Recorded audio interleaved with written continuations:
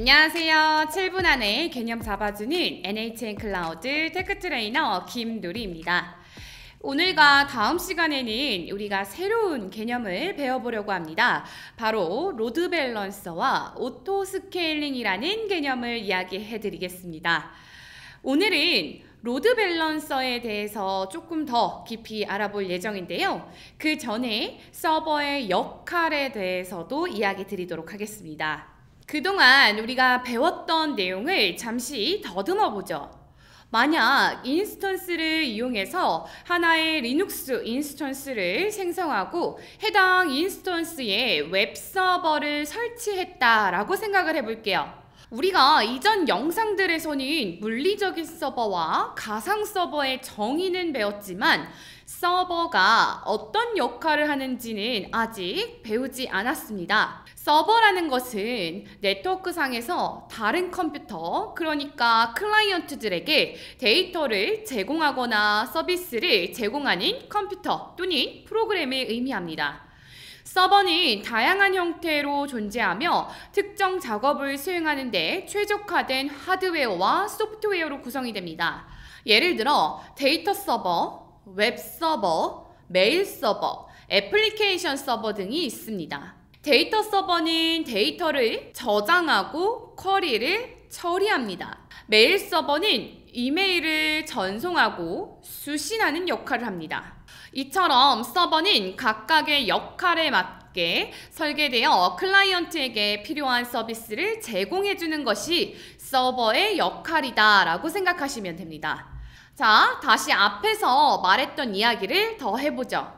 우리가 리눅스 인스턴스를 하나 생성해서 웹서버 역할을 할 수 있도록 웹서버를 설치했다라고 생각을 하시고요. 그리고 외부에서 우리의 웹페이지, 웹서버로 들어올 수 있도록 하기 위해서는 보안 그룹에 80번 포트 허용 규칙을 넣어줬다라고 생각을 해볼게요. 또 시간이 흘러서 우리의 웹페이지에 많은 클라이언트들이 들어오고 있다고 상상해 보세요. 그럼 당연히 웹서버 한 대로 동작시키는 게 어렵지 않을까요? 그렇다면 서버를 한 대 더 늘려서 웹서버 2대로 운영한다고 가정해 볼게요. 이렇게 2대의 서버를 이용해서 우리의 웹사이트에 클라이언트들이 잘 접속할 수 있도록 해야겠죠? 그렇다면 어떻게 해야 될까요? 이런 상황에서 로드 밸런서의 개념이 필요합니다. 로드 밸런서는 들어오는 트래픽을 여러 대의 서버에 분산시켜주는 장치 또는 소프트웨어입니다. 이를 통해 서버의 부하를 줄이고 웹사이트의 가용성과 성능을 향상시킬 수 있습니다. 예를 들어 클라이언트가 웹페이지에 접속할 때 로드 밸런서는 2대의 서버 중 하나로 트래픽을 분배하여 모든 요청이 고르게 처리되도록 할 수 있습니다. 이렇게 하면 한 대의 서버에 과부하가 걸리는 것을 방지하고 하나의 서버가 장애가 발생하더라도 다른 서버가 서비스를 계속 제공할 수 있게 됩니다. 따라서 로드 밸런서를 사용하면 안정적이고 효율적인 웹 서비스를 운영할 수 있게 됩니다. 즉, 가용성을 높일 수 있다라는 장점이 있죠. 이제 로드 밸런서가 어떻게 동작하는지 좀 더 자세히 알아보도록 할게요. 로드 밸런싱은 주로 2가지 레벨에서 이루어집니다. L4 레벨과 L7입니다. L4 로드 밸런싱은 네트워크 계층에서 작동하며 IP 주소와 포트 번호를 기반으로 트래픽을 분산시킵니다. TCP나 UDP 트래픽을 처리하며 속도가 빠르고 상대적으로 단순합니다. L4 로드 밸런서는 클라이언트와 서버 간의 연결을 제어하고 특정 서버로 트래픽을 라우팅해주는 역할을 합니다. L7 로드 밸런싱은 애플리케이션 계층에서 작동하며 HTTP, HTTPS 요청의 헤더, 쿠키, URL 등을 분석하여 트래픽을 분산시킵니다.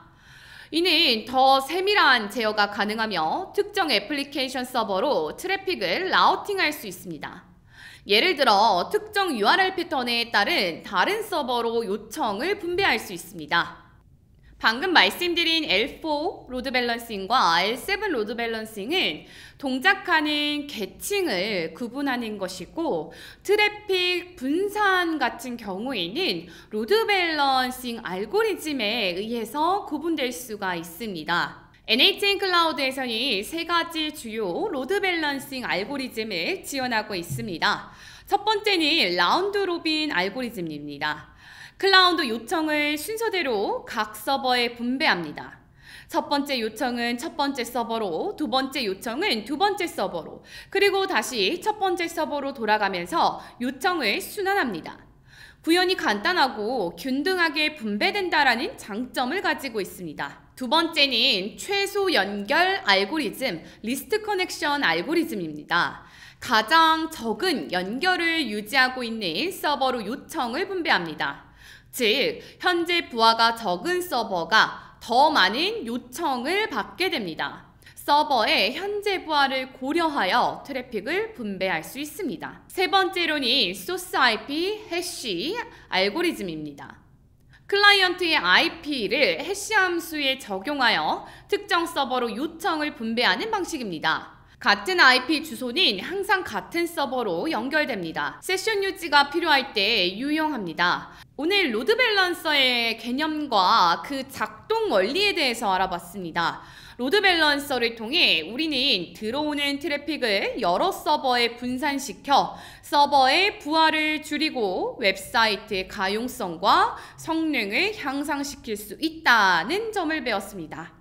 또한 주요 로드 밸런싱 레벨인 L4와 L7의 차이점도 살펴보았습니다. L4는 네트워크 계층에서 IP 주소와 포트 번호를 기반으로 트래픽을 분산시키고, L7 애플리케이션 계층에서 HTTP, HTTPS 요청의 헤더나 쿠키, URL 등을 분석하여 트래픽을 분산시킵니다.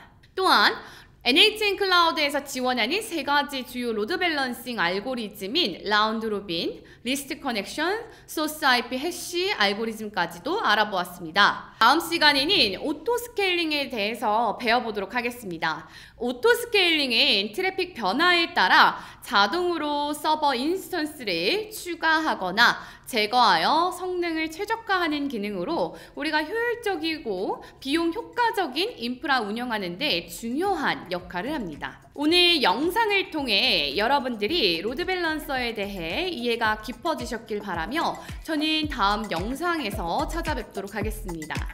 감사합니다.